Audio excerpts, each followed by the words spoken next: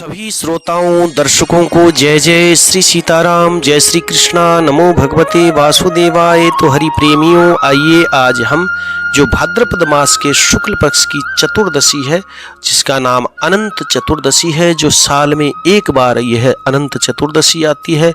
इस अनंत चतुर्दशी का व्रत करने से अनंत पुण्य के फल की प्राप्ति होती है। अनंत नाम भगवान श्री नारायण विष्णु का है, जो अनंत पुण्य को फल को प्रदान करने वाले हैं। इस दिन कहते हैं प्रातःकाल ब्रह्म मुहूर्त में उठ करके अपने नित्य क्रम से निवृत्त होकर के फिर विद्वान ब्राह्मण को बुला करके एकाग्रचित होकर के भगवान श्री अनंत का, भगवान श्री विष्णु का पंचामृत से श्रद्धा पूर्वक स्नान करके उनको नैवेद्य प्रसाद अर्पण करके समस्त पूजा की सामग्रियों से यथाविधि उनका भगवान श्री नारायण अनंत का पूजन करना चाहिए। बाद में भगवान का प्रसाद अपने भाई बंधु बांधवों को तथा कथा सुनने वालों को बांटना चाहिए, फिर स्वयं प्रसाद खाना चाहिए। व्रत के दिन जागरण अनिवार्य करना है। इसके लिए जागरण करने से अनंत पुण्य के फल की प्राप्ति होती है, इसलिए जागरण करना बड़ा अनिवार्य है। इस दिन नियम पूर्वक व्रत कथा सुनने से तथा व्रत करने से सर्व सुख, आरोग्यता, समृद्धि, वंश, धन धान्य, संतान, वैभव तथा विजय की प्राप्ति होती है। अंत में सायुज्य मोक्ष की प्राप्ति करते हैं। इस दिन सूत का एक डोरा जिसके अंदर 14 गांठ लगा करके उसका पूजन करके अनंत भगवान का यानी नारायण भगवान का पूजन करके स्त्रियां अपने बाएं हाथ में तथा पुरुष अपने दाहिने हाथ में ग्रहण करते हैं। तो आइए अनंत चतुर्दशी की व्रत कथा और महात्म्य जानते हैं। बोलिए श्री अनंत भगवान की जय। तो हरि प्रेमी भक्तों, पहले समय की बात है, गंगा जी के तट पर धर्मराज युधिष्ठिर ने पापी जरासंध का वध करने के लिए एक राजसू यज्ञ किया। राजा युधिष्ठिर ने श्री कृष्ण भगवान, भीमसेन और अर्जुन के साथ यज्ञशाला थी, जो अनेक प्रकार के रत्नों से सुशोभित थी। मोती के समान कांति वाली, इंद्र की सभा के समान शोभायमान थी।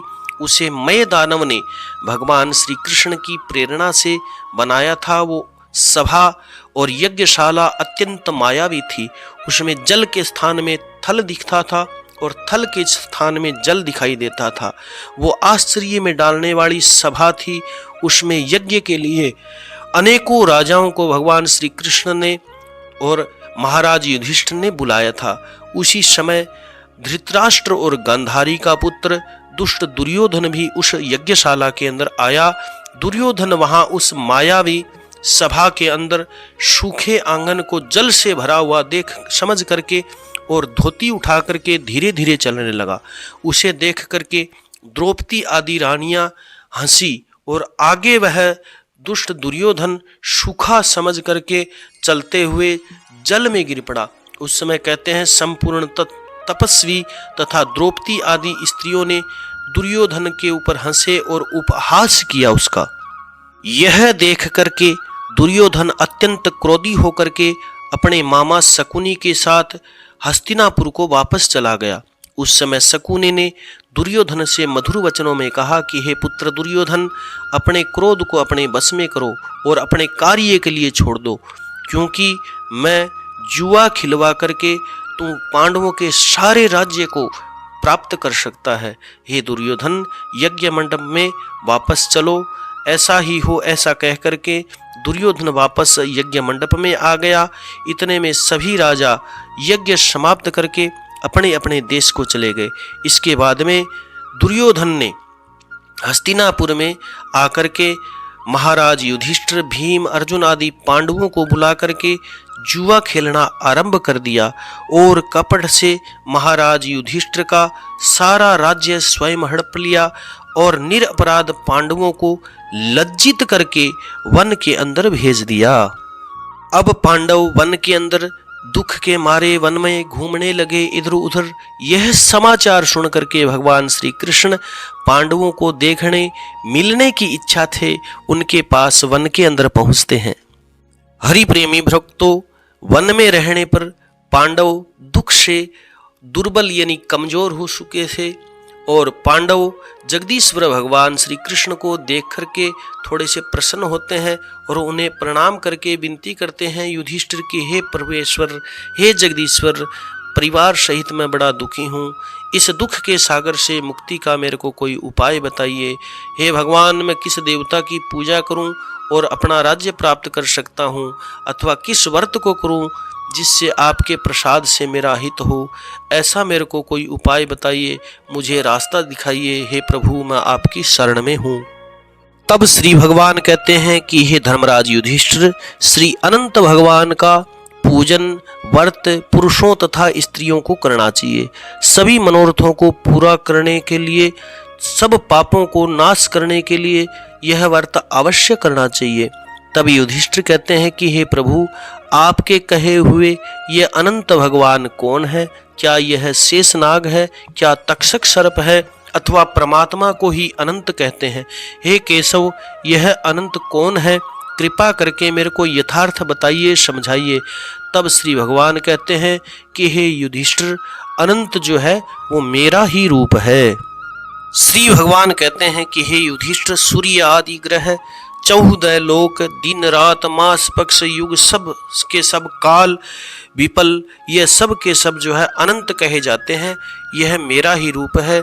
मैं वही कृष्ण हूँ जो पृथ्वी का भार उतारने के लिए माता देवकी के गर्भ से दुष्टों का नाश तथा साधुओं की रक्षा करने के लिए वासुदेव के वंश के अंदर उत्पन्न हुआ हूँ।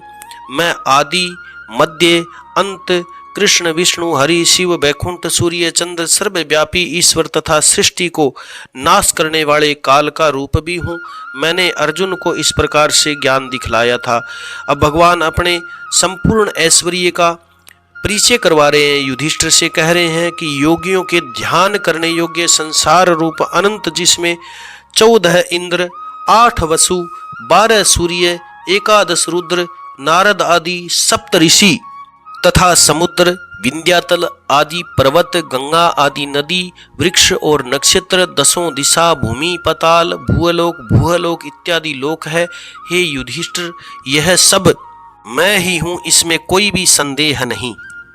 तब श्री भगवान कहते हैं कि हे युधिष्ठिर, इस प्रकार से अनंत का तुम व्रत पूजन करते हो। युधिष्ठिर जी पूछते हैं कि हे प्रभु, आप अब अनंत का व्रत महात्म्य विधि बताइए तथा अनंत का व्रत अनुष्ठान करने वाले प्राणी को क्या पुण्य होता है, इसका क्या फल मिलता है, सो बताइए, यह मैं जानना चाहता हूँ। पूर्व काल में यह अनंत व्रत किसने किया और मृत्यु लोक में इसको किसने प्रकाशित किया, यह सब विस्तार पूर्वक खुल करके मेरे को बताइए। भगवान श्री कथा कहते हुए कहते हैं कि हे युधिष्ठिर, पहले सतयुग के अंदर एक सुमंत नाम का ब्राह्मण था। उसने दीक्षा नाम की एक कन्या के साथ वेद विधि से विवाह किया। थोड़ा समय बीतने पर उस दीक्षा के गर्भ से उन्नत लक्षणों वाली एक कन्या उत्पन्न हुई। वह शीला नाम वाली कन्या पिता के घर में बढ़ने लगी। उसी समय शीला की माता दीक्षा जो है ज्वर से पीड़ित होकर के नदी में जल भरने के लिए गई थी और फिसल करके वहां नदी में गिरी। उसी समय वो मृत्यु को प्राप्त हो गई। भगवान कहते हैं कि हे युधिष्ठिर, उसके बाद में थोड़ा समय बीतने पर सुमंत ने एक कर्कशा नाम की कन्या से विवाह किया। वो कर्कशा नित्य झगड़ा करने वाली थी। उसकी सौतेली माँ श्री बड़ी दुष्ट स्वभाव की थी। नित्य झगड़ा करना यह उसका स्वभाव था। परंतु हे युधिष्ठिर, उस सुमंत की वह कन्या बड़ी ही सुंदर थी, जिसका नाम शीला था। वह बड़ी चतुर थी। नित्य प्रति अपने घर के अंदर बड़े सुंदर सुंदर चित्र बनाया करते थी। भगवान के आयुधों के चित्र बनाती थी। शंख, चक्र, गदा इत्यादि, पद्म इत्यादि भगवान के सुंदर सुंदर चिन्हों को अपने दीवार के ऊपर अंकित किया करती थी। एक बार की बात है, बहुत सारा समय बीत गया। इस प्रकार कौमार्य अवस्था को प्राप्त हो गई शीला अपने घर में बढ़ने लगी। उसके अंदर स्त्रियों के युवा चन दिखाई देने लगे। इससे सुमंत को चिंता होने लगी कि मैं इस कन्या का विवाह किसके साथ करूं। यह विचार करके सुमंत नाम का ब्राह्मण अपने कन्या के विवाह के लिए बड़ा दुखी रहने लगा। उसी समय वेद को जानने वाले श्रेष्ठ थे जो स्त्री की इच्छा करने वाले थे, विवाह करना चाहते थे, कांति से युक्त मुनियों के श्रेष्ठ कौंडिन्य नाम के ऋषि वहां पर पहुंचते हैं और उस सुमंत नाम के ब्राह्मण से कहते हैं कि सुमंत, तुम्हारी सुंदर कन्या शीला को मैं साथ विवाह करना चाहता हूँ, इसे वर्ण करना चाहता हूँ। तब सुमंत ने शुभ दिन में श्रेष्ठ उस मुनि के साथ, कौंडिन्य ऋषि के साथ, अपनी शीला नाम की कन्या का वेद विधि से विवाह कर दिया। विवाह के पश्चात सुमंत ने अपनी पत्नी कर्कशा से कहा कि हे प्रिय, मैं दामाद को संतोष करने के लिए कुछ दहेज देना उत्तम है, दहेज देना चाहता हूँ। उसके ऐसे वचन सुन करके उसकी पत्नी कर्कशा क्रोधित हो गई। घर के सारे धन धान्य को एक पेटी के अंदर बंद करके अपने पिता के घर में भेज दिया और मार्ग में उनके खाने के लिए कुछ भोजन दे दिया। सुमंत से बोली, हमारे घर में कुछ भी धन आदि नहीं है, यह देख लो। हे युधिष्ठिर, उसके ऐसे वचनों को सुन करके वह महादुखी हुआ। विवाह के पश्चात कौंडिन्य ऋषि अपनी पत्नी शीतला को रथ में बिठा करके धीरे धीरे वहां से चलने लगे। श्री भगवान कहते हैं कि हे अर्जुन, चलते चलते रास्ते के अंदर पुण्य रूपा यमुना नदी को देख करके रथ को वहां पर रोका उन्होंने और कौंडिन्य ऋषि नित्य कर्म करने के लिए चल दिए। दोपहर का समय था, भोजन के समय। उसी यमुना के तट पर शीला ने देखा लाल वस्त्र पहने हुए बहुत सारी स्त्रियां अनंत चतुर्दशी की भक्ति पूर्वक जनार्दन भगवान की पूजा कर रही थी। उन स्त्रियों के पास जाकर के उन्होंने धीरे से पूछा शीला ने कि हे भाइयों, हे बहनों, कृपा करके आप मेरे से बताओ कि आप ये भक्ति युक्त चित्त से क्या कर रही हो, क्या व्रत कर रही हो, क्या व्रत का नाम है, इसके करने से किस पुण्य के फल की प्राप्ति होती है। तो उसके ऐसे वचन सुन करके संपूर्ण स्त्रियां कहती है कि हे शीला, इस व्रत का अनंत व्रत नाम है, इस अनंत व्रत से अनंत देव की पूजा करनी चाहिए। यह वचन सुन करके वो शीला कहती है कि मैं भी इस उत्तम व्रत को करूंगी और स्त्रियों से पूछा कि इस व्रत का क्या विधान है, इसमें क्या दान इत्यादि करना चाहिए, किस देवता की पूजा करनी चाहिए। उसके यह वचन सुन करके सभी स्त्रियां कहती है कि हे शीला, अच्छे अन्न का एक सेर मालपुआ बनाना चाहिए, जिसमें से आधा भाग ब्राह्मण को देना चाहिए, आधा स्वयं लेना चाहिए, खाना चाहिए प्रसाद समझ करके। कृपणता को त्याग करके, कंजूसी को त्याग करके शक्ति के अनुसार दान इत्यादि, दक्षिणा इत्यादि दान देनी चाहिए। किसी नदी के किनारे अनंत भगवान का पूजन करना चाहिए। कुशा का, डाब का शेष नाग बना करके बांस की टोकरी में रख करके फिर शेष नाग का आवाहन करके भगवान श्री अनंत का उनको स्नान करवा करके वेदी पर चंदन, पुष्प, धूप, दीप, बहुत प्रकार के प्रसाद की सामग्री से, अनेक प्रकार के पकवानों से उनकी पूजा करनी चाहिए। उस शेष नाग के आगे कुमकुम से रंग करके उसमें 14 गांठ लगा करके एक सूत का धागा जो है उसके अंदर 14 गांठ लगा करके डोरे का भगवान श्री नारायण का अनंत समझ करके पूजन करना चाहिए। पुरुष अपने दाहिने हाथ में तथा स्त्रियां अपने बाएं हाथ में उसको बांधते हैं और बांधते समय यह मंत्र पढ़ना चाहिए कि हे वासुदेव अनंत, इस संसार रूपी दुख रूपी समुद्र में डूबते हुए मेरा आप उद्धार करिए। ऐसे श्री अनंत सूत्र है, इसके लिए मेरा बारंबार नमस्कार है। उसके बाद में सूत्र को हाथ में बांध करके अनंत की इस कथा को सुनना चाहिए और संसार रूपी नारायण अनंत का ध्यान करना चाहिए। हे शीला, यह व्रत 14 वर्ष तक लगातार करना चाहिए। इस प्रकार हमने तेरे को इस व्रत का विधान बताया। तब श्री भगवान कहते हैं कि हे युधिष्ठिर, शीला ने स्त्रियों के ऐसे वचन सुनकर के बड़े प्रेम से, आनंद से अनंत सूत्र को 14 गांठ लगा करके डोरा हाथ में बांध करके व्रत को किया और मार्ग में जो खाने के लिए उनको भोजन उनके पिता ने दिया था उनमें से आधा ब्राह्मण को खिलाया।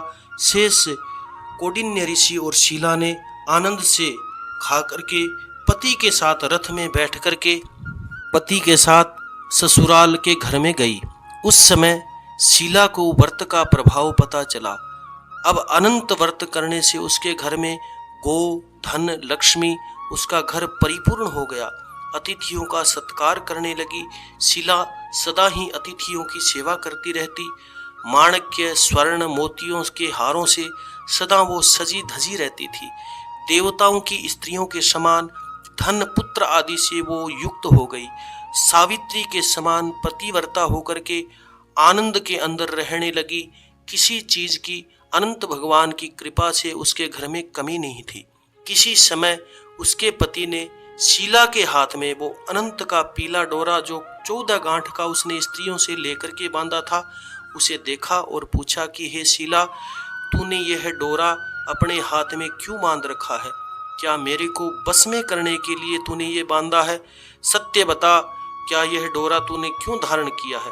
तो शीला कहती है कि हे स्वामी, जिसके प्रसाद से मनुष्य इस लोक में धन धान्य आदि संपत्ति को पाते हैं, उसी अनंत के डोरे को मैंने अपने हाथ में धारण कर रखा है। शीला के ऐसे वचन सुनकर के उसके पति कौंडिन्य ऋषि ने लक्ष्मी के अभिमान में उस अनंत के डोरे को शीला के हाथ से झटक करके तोड़ दिया और कहता है कि यह अनंत कौन है?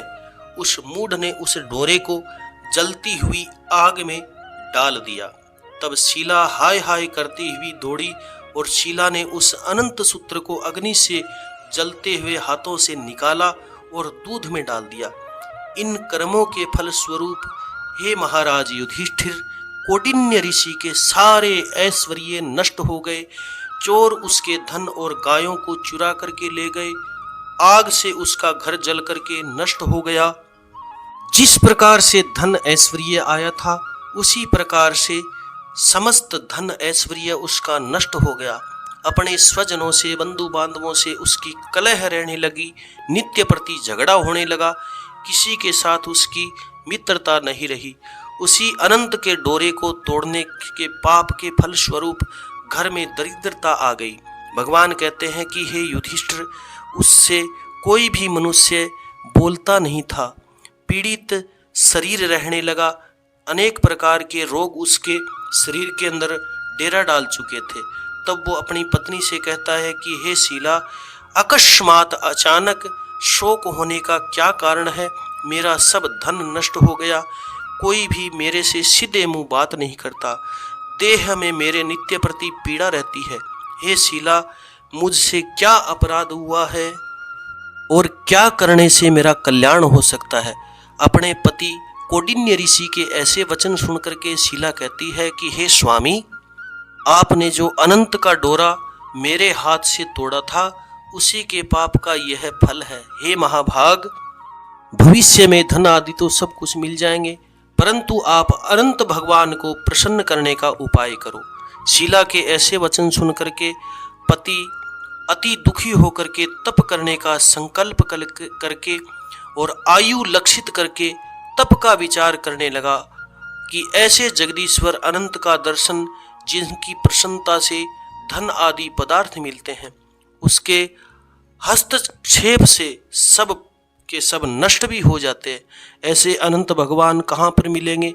धन आदि पदार्थ होने के दुख तथा सुख से ये विचार करता हुआ वह वन में, निर्जन वन में घूमने लगा। वहाँ उसको फलों से संपन्न एक वृक्ष दिखा, पेड़ दिखा। वो पेड़ हरा भरा था, फलों से लदा हुआ था, परंतु उसके अंदर कीड़े पड़े हुए थे। यह देख करके कौंडिन्य ऋषि ने उस वृक्ष से पूछा कि तूने किसी स्थान पर भगवान श्री अनंत को देखा है?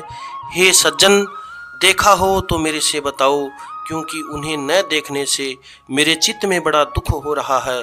यह सुनकर के वृक्ष ने उत्तर दिया कि हे कौंडिन्य ऋषि, मैंने अनंत को नहीं देखा। उसके ऐसे उत्तर को सुनकर के कौंडिन्य ऋषि महादुखी होकर के आगे चल पड़ते हैं। भगवान श्री कहते हैं कि हे युधिष्ठिर, अनंत के दर्शन की लालसा करते करते ऋषि ने वन में इधर उधर घूमती हुई बछड़ों सहित गाय को देखा। उसने गाय से पूछा कि हे गौ माता, तूने अनंत को देखा हो तो मेरे को बता। यह सुनकर के गाय ने उत्तर दिया कि हे ब्राह्मण, मैं अनंत को नहीं जानती। आगे चल करके एक बैल को देखा।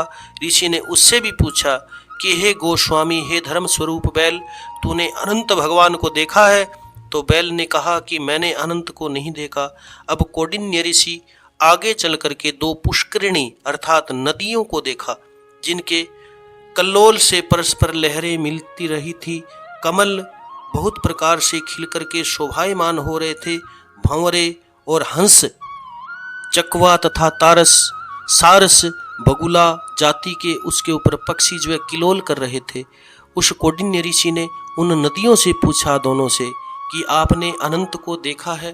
तो उन नदियों ने, पुष्करणियों ने उत्तर दिया कि हे ब्राह्मण देवता, हमने अनंत को नहीं देखा। आगे चल करके उसने गधे तथा हाथी को भी देखा। उनसे पूछा कि तुमने अनंत को देखा है? तो उन्होंने भी संतोषजनक उत्तर न मिलने पर, आशा नष्ट हो जाने से वह वन के अंदर बैठ गए। और हे युधिष्ठिर, भगवान कहते हैं कि कौंडिन्य ऋषि जीवन की आशा छोड़ करके दुखी हो गए, छटपटाने लगे, पृथ्वी पर गिर पड़े। थोड़े समय में सावधान होने पर वे अनंत अनंत अनंत जपते हुए, ऐसा कहते हुए कौंडिन्य ऋषि ने उठ करके संकल्प किया कि प्राणों को छोड़ दूंगा तभी मैं जल और अन्न ग्रहण करूंगा। हे युधिष्ठिर, तब वृक्ष पर मरने के लिए उसने फांसी डाली, डोरा डाला। तभी अनंत भगवान श्री प्रत्यक्ष होकर के, प्रसन्न होकर के आ गए। भगवान श्री अनंत ने ब्राह्मण का रूप धारण किए था। अनंत ने कहा कि हे ब्राह्मण, इधर आओ। उसका दाहिना हाथ पकड़ करके पर्वत की गुफा में लेकर के अनंत भगवान श्री ले गए उसे। भगवान श्री अनंत ने वहां सुंदर स्त्री पुरुषों से युक्त ऋषि को अपनी नगरी दिखाई, पुरी दिखाई। वहां एक दिव्य सिंहासन पर बैठ करके शंख, चक्र, गदा, पद्म और गरुड़ सहित विश्वरूप भगवान अपनी विभूतियों को भेदों से अधिक तेज कौस्तुभ मणि सहित वनमाला धारण किए हुए थे। बोलिए श्री अनंत भगवान की। उन अनंत देव को देख करके जो किसी से पराजित नहीं होने वाले हैं, जो कोई भी उनको जान नहीं सकता, उन विश्वरूप भगवान को कौंडिन्य ऋषि देख करके उनकी स्तुति करने लगते हैं कि हे पुंडरीकाक्ष भगवान, मैं पापी हूँ, पाप कर्म करने वाला हूँ, मैं पाप से उत्पन्न हूँ, पाप की जीवंत मूर्ति हूँ। आप मेरी रक्षा करिए, मेरे पापों को आप क्षमा करिए। हे हरि, मेरे पापों को हरिए। हे जगदीश्वर, आज मेरा जीवन तथा जन्म दोनों धन्य हो गए। आपके चरण कमलों पर मेरा मस्तक भंवरे के समान स्पर्श कर रहा है। कौंडिन्य ऋषि के इस प्रकार के वचन सुन करके अनंत भगवान मधुर वाणी में कहते हैं कि हे कौंडिन्य ऋषि, तुम निर्भय हो करके अपने मन की बात मेरे से कहो। तब कौंडिन्य ऋषि कहते हैं कि अपनी संपत्ति के घमंड में आकर के, अभिमान में आकर के मैंने अनंत का आपका डोरा तोड़ करके उसकी निंदा करी, जिससे मेरी सब संपत्ति नष्ट हो गई। स्वजनों से नित्य मेरा झगड़ा होने लगा और मुझसे कोई भी बात नहीं करता। महादुखी होकर के आपके दर्शनों के लिए हे प्रभु मैं आया हूँ आपके चरणों में। हे अनंत प्रभु, आपने कृपा पूर्वक मेरे को दर्शन दिया। मैंने जो पाप किया है, कृपया उसकी शांति का मेरे को उपाय बताइए। तब भगवान श्री कृष्ण कहते हैं कि हे युधिष्ठिर, उसकी भक्ति से प्रसन्न होकर के, संतुष्ट होकर के भगवान अनंत देव कहते हैं कि हे कौंडिन्य, विलंब मत कर, अपने घर जा और भाद्रपद मास के शुक्ल पक्ष की चतुर्दशी तक, वर्ष तक भक्ति पूर्वक 14 वर्षों तक अनंत भगवान का व्रत कर। तू सब पापों से छूट करके सिद्धि को प्राप्त करेगा। तेरे पुत्र पौत्र होंगे तथा सुखों का उपभोग करेगा। तू अनंत सुखों को प्राप्त करेगा। अंत में मेरा स्मरण करता होगा और मेरा स्मरण करता हुआ इस शरीर को तू त्याग करेगा और पीछे निसंदेह अमर पद को प्राप्त करेगा, मेरे चरणों को ही प्राप्त करेगा। पृथ्वी के संपूर्ण लोगों के उपचार के लिए मैं तेरे को वरदान देता हूँ। संपूर्ण विधि से इस व्रत की कथा को पढ़ने वाला, सुनने वाला और शीला के समान इस अनंत का व्रत करने वाला, इस व्रत के प्रभाव से जल्द ही सब पापों से छूट करके परम गति को प्राप्त होगा। हे कौंडिन्य, तू जिस मार्ग से आया था उसी मार्ग से अपने घर को जा। तब कौंडिन्य ऋषि कहते हैं कि हे अनंत प्रभु, हे स्वामी, मैंने वन में घूमते हुए एक आश्चर्य देखा, वह आपसे पूछता हूँ, कृपा करके आप उत्तर दीजिए, मेरे को संतुष्ट कीजिए। मार्ग में मैंने आम का वृक्ष फलों से लदा हुआ, गाय, बैल, कमल आदि से शोभायमान वो नदियाँ, गधा, हाथी, वो कौन था हे देव, ये आप मेरे से बताइए। आप इन सूत्रों का वृत्तांत करके मेरे को बताइए, ये मेरे को क्यों दिखे। तो अनंत जी कहते हैं भगवान की, हे कौंडिन्य जी, वह आम का वृक्ष पूर्व के जन्म के अंदर ब्राह्मण था, जो विद्यार्थियों को विद्या दान न करने के कारण वृक्ष बना और उसके अंदर कीड़े पड़े हुए हैं, आज भी उसके फल कोई नहीं खाता। वह गाय पृथ्वी है, उसने पूर्व जन्म में बीज को चुराया था। और वह बैल धर्म है, धर्म और अधर्म के कारण वे दोनों पुष्करणी नदी बनी। वे पूर्व जन्म में कोई ब्राह्मण जाति की दो बहनें थी जो धर्म करती थी, पर परस्पर भी करती थी, एक दूसरे को दान दे दिया करती थी। वो उसे देती, वो उसे देती, अन्य किसी को वो दान नहीं देती थी। उन्होंने अतिथियों को, ब्राह्मणों को, संतों को कभी भी भोजन नहीं करवाया, याचकों को भिक्षा तक नहीं दी। उसी पाप के कारण उनकी लहरें परस्पर मिलती है, उनका जल कोई भी ग्रहण नहीं करता, वो आपस में ही मिलती रहती है। और वह गधा क्रोध है, वह हाथी मद है, वह वृक्ष जो है वो ब्राह्मण है, मैं अनंत हूँ, और वह कंदरा जो है वह संसार है। इस तरह कह करके अनंत जी अंतर्ध्यान हो जाते हैं। यह चरित्र कौंडिन्य ऋषि स्वप्न के समान देख करके अपने घर में आते हैं। भगवान श्री कृष्ण कहते हैं कि हे युधिष्ठिर, कौंडिन्य ऋषि ने 14 वर्ष यानी 14 वर्ष तक इस व्रत को किया। अनंत के कहे अनुसार सुख भोग करके अंत में अनंत भगवान का स्मरण करते हुए अनंतपुरी यानी भगवान के वैकुंठ धाम को पधारे। हे युधिष्ठिर, इसी प्रकार तुम भी इस कथा को सुनो और 14 वर्ष तक अनंत भगवान का व्रत करो। जैसे कौंडिन्य ऋषि ने अनंत देव के कहे अनुसार फल प्राप्त किया, वैसे तुम भी संपूर्ण मनोरथों को प्राप्त करोगे। आख्यान सहित व्रत करने से एक ही वर्ष के अंदर यानी कहे अनुसार व्रत करने से 1 वर्ष के अंदर संपूर्ण फलों की प्राप्ति होती है। हे युधिष्ठिर, यह व्रत मैंने आपको सुनाया। इस व्रत के करने से मनुष्य सब पापों से छूट जाता है। इसमें संदेह करने पर किंचित भी जगह नहीं, कोई भी संदेह करने की जगह नहीं। जो इस कथा को सुनते हैं वे सब पापों से छूट करके अनंत लोक को प्राप्त करते हैं। हे कुरुकुल नंदन युधिष्ठिर, जो कोई शुद्ध चित्त वाले मनुष्य इस संसार सागर में सुख पूर्वक विहार करना चाहते हैं, वे त्रिभुवन के स्वामी अनंत भगवान का व्रत पूजन करके अपने दाहिने हाथ में अनंत सूत्र का सुंदर अनंत देव का 14 गांठ वाला डोरा बांधते हैं और अनंत भगवान उनकी अनंत इच्छाएं पूर्ण करते हैं। बोलिए श्री अनंत भगवान की जय। जय जय श्री सीताराम, जय श्री कृष्णा, नमो भगवते वासुदेवाय, नमो नारायणाय। कथा सुनने के बाद में इसको लाइक करें, शेयर करें और अंत में भगवान श्री का कमेंट के अंदर नाम जरूर लिखें, जय श्री अनंत या जय श्री वासुदेव, जय श्री राम।